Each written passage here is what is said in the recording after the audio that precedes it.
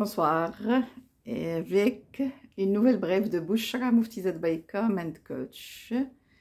Et je vais parler aujourd'hui de l'intelligence artificielle et son utilisation dans le journalisme, la presse et aussi la communication d'entreprise.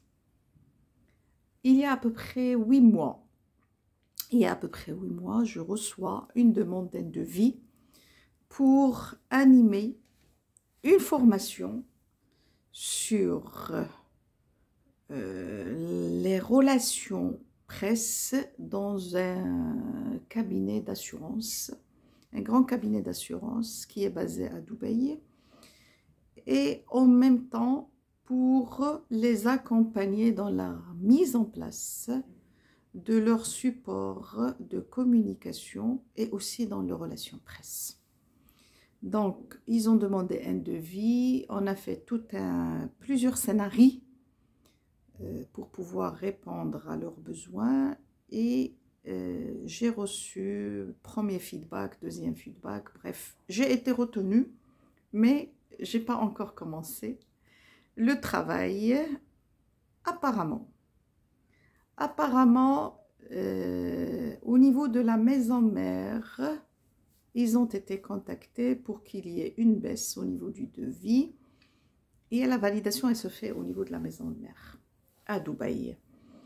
Et ils demandent à ce qu'on baisse les prix et en même temps, en papotant avec l'interlocutrice qui m'avait contactée et qui occupe le poste de chef de projet communication et relations presse, elle me dit: mais madame, on va devoir faire appel à ChatGPT, on va devoir utiliser l'intelligence artificielle et du coup, ce que vous proposez comme prix, comme honoraire,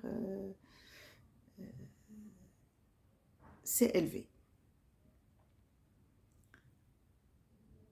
Je n'en revenais pas parce que tout simplement, il y a beaucoup de travail dans ce qui a été demandé et en même temps, j'ai demandé d'ailleurs à tenir une réunion avec toute l'équipe qui va être intéressée par la formation et par rapport aux relations presse, c'est une autre discussion.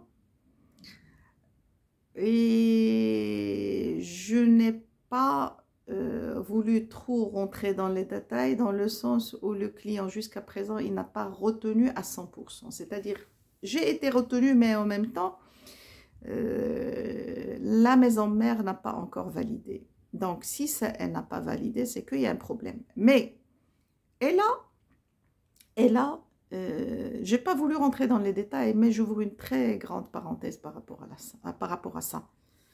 Par rapport à l'intelligence artificielle et le journalisme. Le journaliste qui commence à utiliser le ChatGPT ou il commence à utiliser d'autres programmes d'intelligence artificielle et comment il utilise ça? Toute la question est là. Toute la question de l'éthique journalistique dont on parlait ou dont j'ai parlé énormément avant même l'utilisation de l'IA dans les rédactions. Il y a un véritable problème. Il y a un véritable problème lorsqu'on est face à des journalistes qui utilisent le ChatGPT, qui utilisent l'intelligence artificielle et sans qu'ils n'interviennent dans la qualité de leur rédactionnel. C'est très important. La qualité de l'information transmise au public, est-ce qu'elle est affectée par cette intelligence artificielle? Et qui doit réglementer tout cela? Donc, c'est une question que je me pose et c'est une question que je pose aux responsables. On est face à une vitesse incroyable de la prépondérance de cette intelligence artificielle générative, même d'autres ChatGPT et d'autres programmes. Et cela peut entraîner des dérives. Cela peut entraîner des dérives, surtout lorsqu'on est censé transmettre une information qui soit fiable. Et lorsqu'on est censé transmettre une information à un moment donné, qui soit fiable et qu'il faut chercher à la source. Qui doit réglementer ça?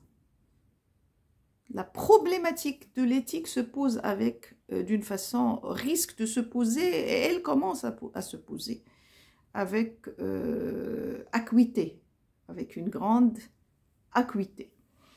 Donc, qui va contrôler l'information qui va être véhiculée et qu'on va rédiger en utilisant l'IA ou l'IAG, l'IA générative? Qui va contrôler tout ça? Voilà un cas qui s'est posé pour moi. Je n'ai pas voulu rentrer dans la polémique avec ce client, tout simplement parce que je n'ai pas, c'est-à-dire l'approbation finale de la maison mère, mais c'est un client potentiel